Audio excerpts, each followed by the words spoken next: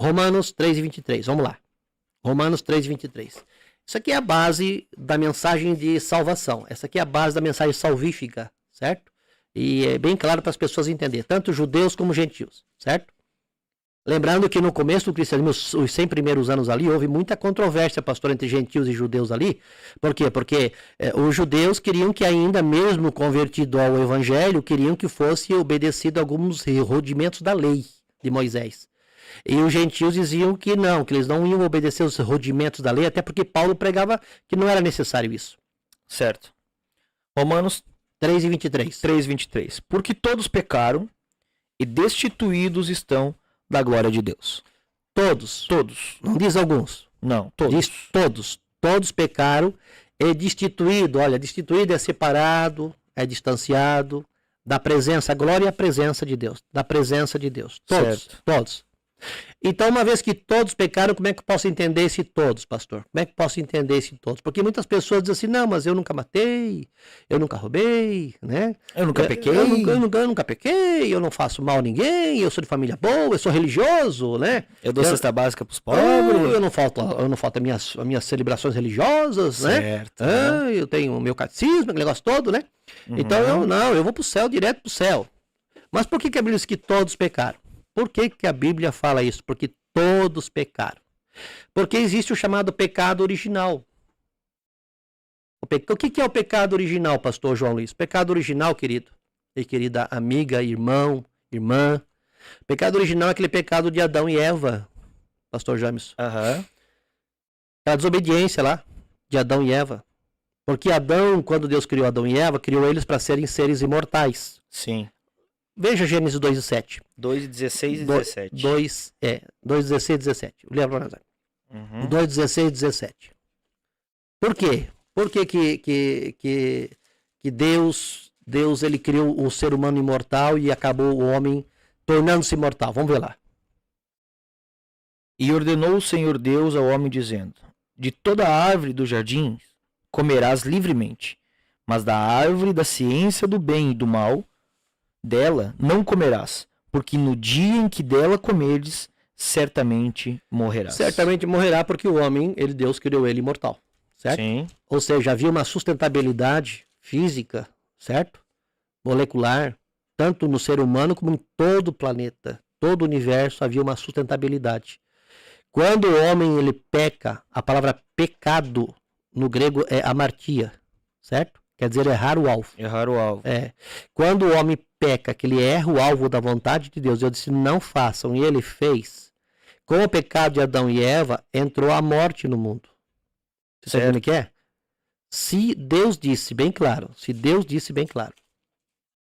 o dia em que dela comeres morrerás, é porque eles não eram mortais. Sim. Certo? E aí quando eles comeram, a morte entrou no mundo. A morte entrou no mundo e essa morte passou a todos os homens, por isso que todos pecaram. Vamos ver? Romanos 5:12. 5:12. Romanos 5:12. Veja lá para nós. Romanos 5:12. Vamos ver lá. 5:12. Vai anotando em casa, você que tem papel e caneta. Se bem que depois você pode voltar o vídeo, vai ter os cortes ali, vai ter os cortes ali e tal, né? Vamos lá.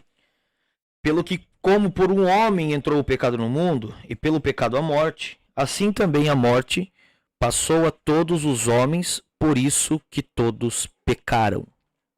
Todos pecaram. Não tem ninguém neste mundo que não pecou, a não ser um, chamado Jesus de Nazaré. Foi concebido sem pecado, foi gerado sem pecado, nasceu sem pecado, certo? Viveu sem pecado, morreu sem pecado. Mas peraí, mas se ele não pecou, como é que ele morreu? Ele se fez pecado por nós. Ele recebeu, certo? Esse pecado original e todos os demais pecados da humanidade, ele recebeu sobre si. Certo? Ele recebeu sobre si, por isso que ele precisou morrer. Certo? Então, mas ele não pecou, não houve pecado nele. Tá entendendo? Vamos falar isso para frente um pouquinho. Então é importante entender que todos pecaram. Todos pecaram. Romanos 3:23. E separados, destituídos estão da presença de Deus. Ei, eu não estou aqui falando para você que a Bíblia diz que você está separado, destituído da tua igreja, da tua religião, da tua denominação. Não é isso que eu estou falando. Certo? Estou falando que o homem pecou e separado, distanciado, ficou de Deus. Todos os seres humanos que nascem hoje, nascem separados, distanciados de Deus, sem conhecimento de Deus na vida deles. Essa é a grande verdade. Todos, não tem ninguém em distinção. Não, mas eu não peco, como o pastor João disse, mas eu não peco. Então você é imortal. Se você não peca, você não tem pecado, você é imortal. Já está pecando. Dizer que não tem pecado já está mentindo. É bem isso aí. Abre 1 João para nós. 1 João 1:8. 1 João 1:8. Veja bem o que diz ali, ó, tá? 1 João 1:8. Só pelo fato de dizer que não tem pecado, já está pecando, né? Veja lá. Se dissermos que não temos pecado... Pecado no singular, né? É o pecado original de Adão e Eva. Tá? Enganamo-nos a nós mesmos e não há verdade em nós. Aí Jesus veio, morreu na cruz do Calvário, você entendeu o plano da salvação, segura lá. Você entendeu o plano da salvação, você aceitou o plano da salvação, você quer fazer parte desse plano da salvação, você recebe Jesus na tua vida. Eu preciso do plano da salvação para minha salvação, porque eu sou gentil, eu sou zambuzeiro bravo, eu quero estar enxertado na verdadeira oliveira, eu quero morar no céu. As promessas eram restritamente, exclusivamente para os judeus, mas eu entrei aí nessa porta da bênção, da graça, por misericórdia de Deus, né? Eu sou alvo da graça, da misericórdia de Deus, então eu quero essa salvação. Aí o que acontece depois que você aceita Jesus? 1:9. Se confessarmos os nossos pecados... Agora é plural, porque agora não é o pecado de Adão e Eva simplesmente. Ele existe em você e está em você. Você herdou o pecado de Adão e Eva. Ele está em você e existe em você. Mas pelo fato de você nascer pecador e você ser um pecador, então logo você é inclinado às coisas erradas. Você é inclinado a fazer as coisas que não agradam a Deus. Você é inclinado a sair fora da palavra de Deus, até muitos por não conhecerem a Bíblia. Então vivem uma vida ao léu, vivem uma vida de qualquer maneira, certo? E essa vida de qualquer maneira sai fora dos parâmetros bíblicos e automaticamente está pecando.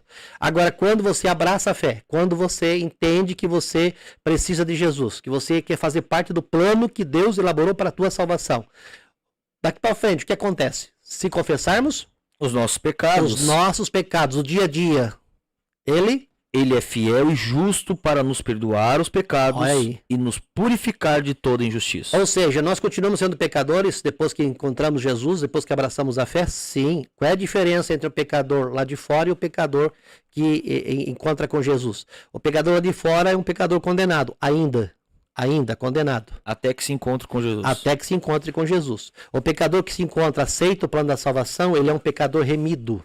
Tá. Remido quer dizer comprado. Ou seja, perdoado. Ele é redimido, por quê? Porque ele é comprado. Redimido é comprado, remido é perdoado.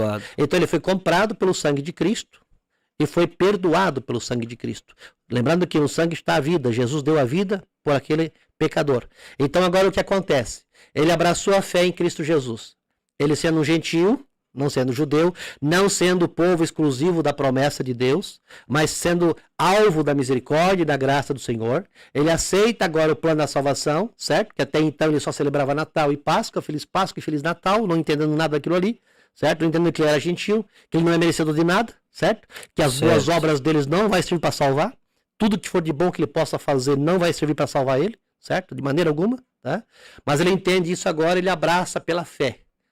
Ele entende que não adianta ele querer fazer obras e obras e obras, senão esquece, acaba. Não tem isso aí, certo?